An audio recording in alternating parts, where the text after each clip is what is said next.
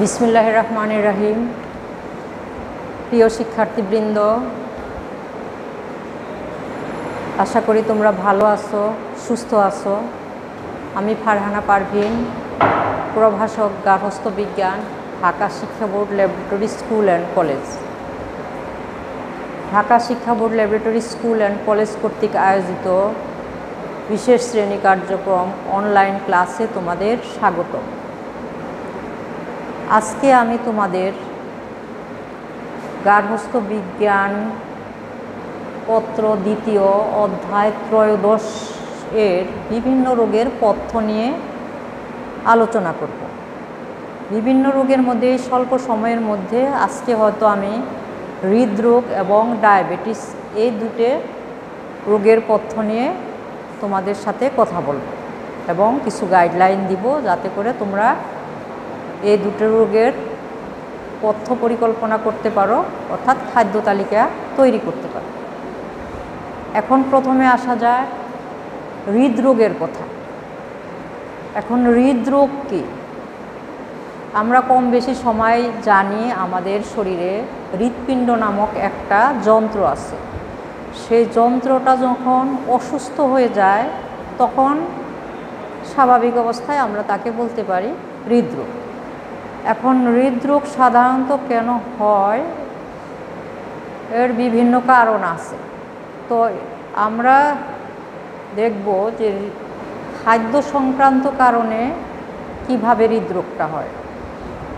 আমরা যদি সব সময় খাদ্য তালিকায় অতিমাত্রায় চর্বি জাতীয় খাবার, শর্করা জাতীয় খাবার এইসব রাখি, তাহলে দেখা যাবে একটা সময় হৃদরোগের সাথে জড়িত যেসব রক্তনালী, সেই রক্তনালীগুলিতে চর্বি জমে গেছে। চর্বি জমে গিয়ে রক্তনালীর পথ সরু হয়ে গেছে। সরু হয়ে যাওয়ার কারণে রক্ত চলাচল কমে গেছে অথবা বাধার সৃষ্টি হচ্ছে এবং হৃৎপিণ্ডে পর্যাপ্ত পরিমাণ রক্ত চলাচল করতে পারছে না, যার ফলে হৃৎপিণ্ডে অক্সিজেন এবং খাদ্য উপাদান ঠিকমতো পৌঁছাতে পারে না। হৃৎপিণ্ডের এই অবস্থা সৃষ্টি হলে তাকে আমরা হৃদরোগ বলব।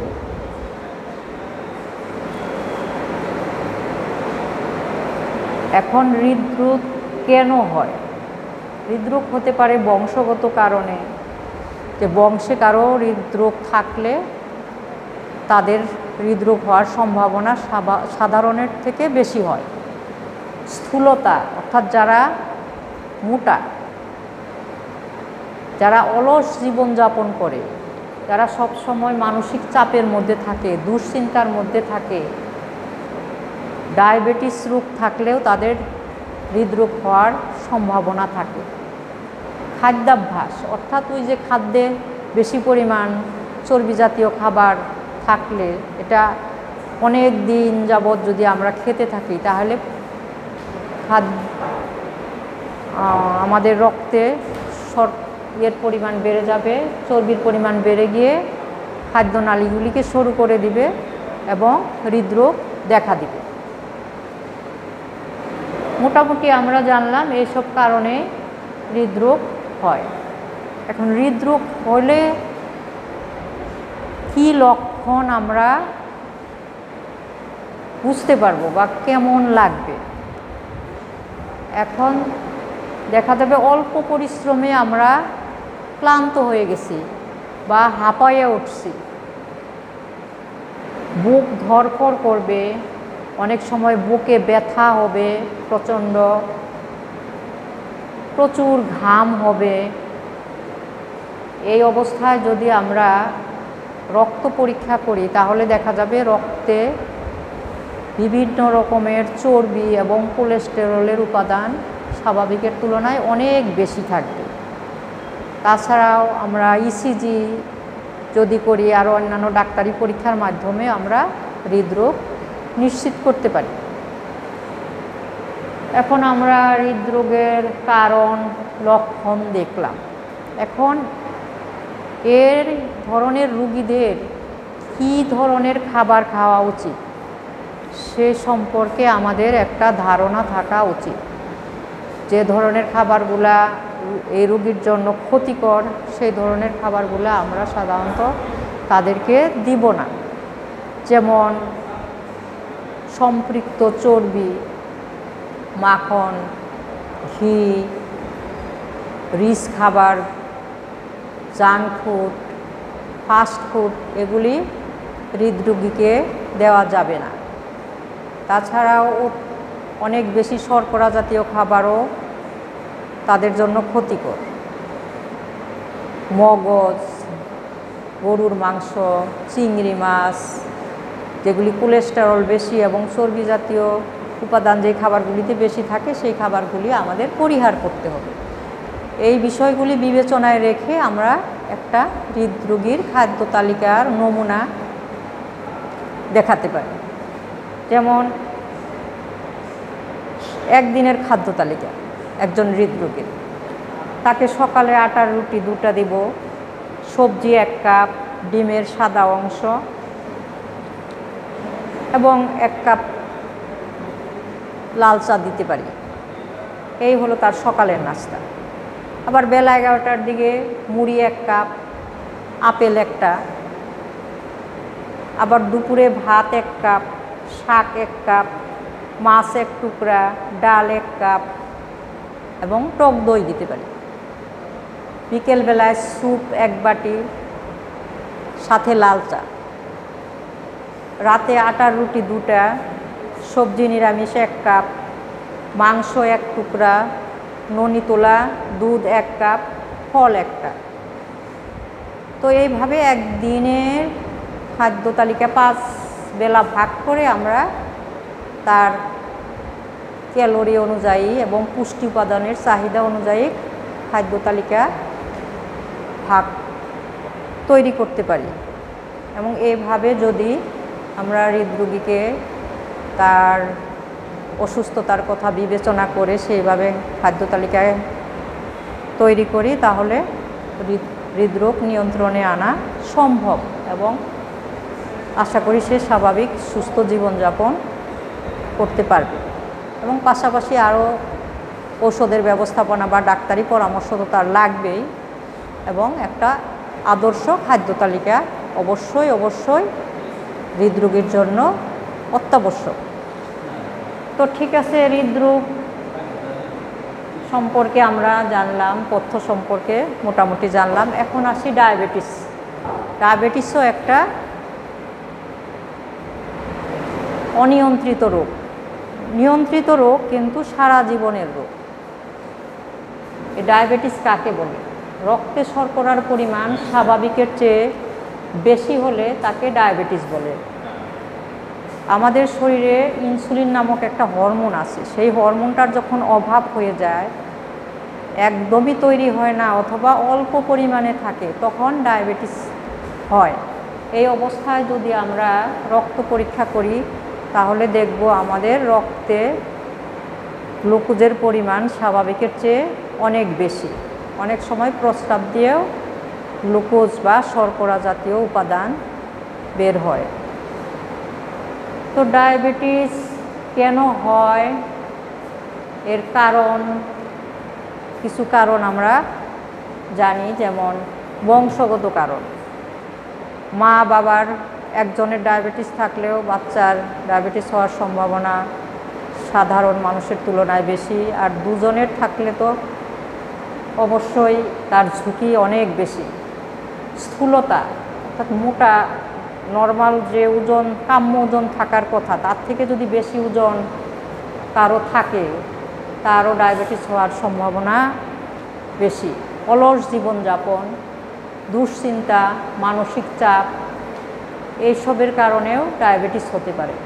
কোনো সময় সংক্রামক রোগের কারণেও ডায়াবেটিস হয়।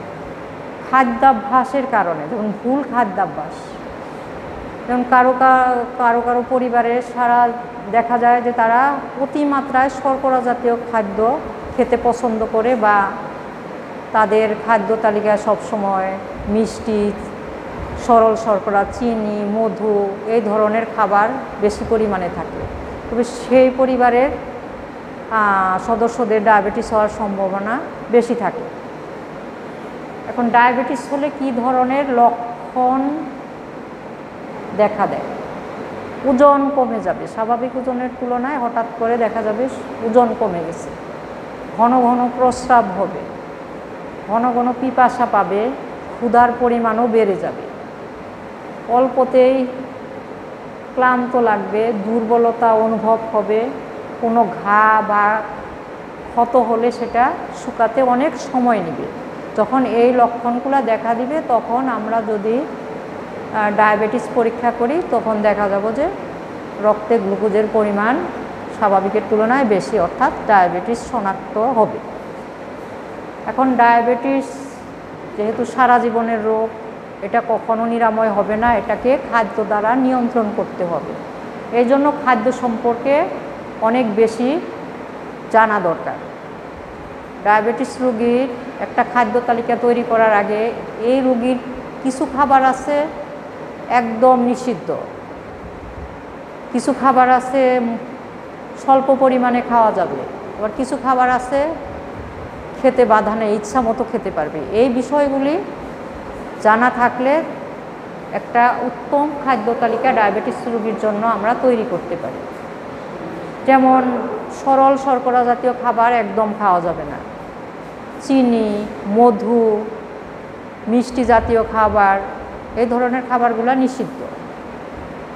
অতিরিক্ত মিষ্টি ফল, আর কিছু খাবার আছে স্বল্প পরিমাণে খেতে পারবে, যেমন ভাত, রুটি, আলু, এটা হিসেব করে খেতে পারবে। আর কিছু খাবার আছে ইচ্ছে মতো খেতে পারবে, যেমন কিছু শাকসবজি, লাউ, কুমড়া, সব ধরনের সবুজ শাক, টক জাতীয় ফল, ডাবের পানি, কামরাঙ্গা, এই ধরনের খাবারগুলি তারা হিসাব না করেই খেতে পারে। তো এই সব অভিজ্ঞতার আলোকে আমরা যদি একটা ডায়াবেটিস রোগীর জন্য পথ্য পরিকল্পনা করি তাহলে একদিনের একটা পথ্য পরিকল্পনা এরকম হতে পারে।